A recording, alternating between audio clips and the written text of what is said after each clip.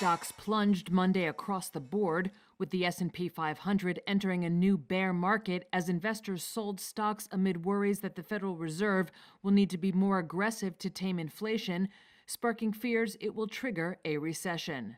The Dow fell almost 2.8%, the S&P shed nearly 3.9%, and the Nasdaq dropped nearly a stunning 4.7%.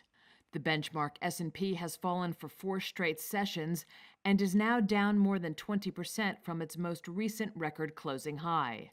Zach Hill, head of portfolio management at Horizon Investments, says this bear market is likely to stick around a while.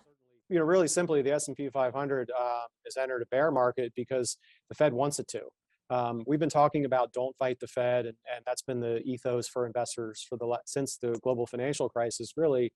And in 2022, when inflation is the number one issue, don't fight the Fed means tighter financial conditions, which means lower equity valuations, wider credit spreads, and a stronger dollar. So we've seen all those so far this year. And until we see inflation start to come under control, we think it likely continues. The longest bear market ever for the S&P lasted just over 5 years, while the shortest lasted just over a month, according to S&P Dow Jones indices.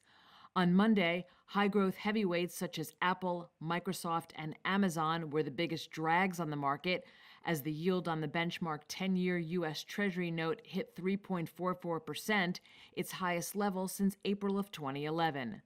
Growth stocks are more likely to see their earnings suffer in a rising rate environment.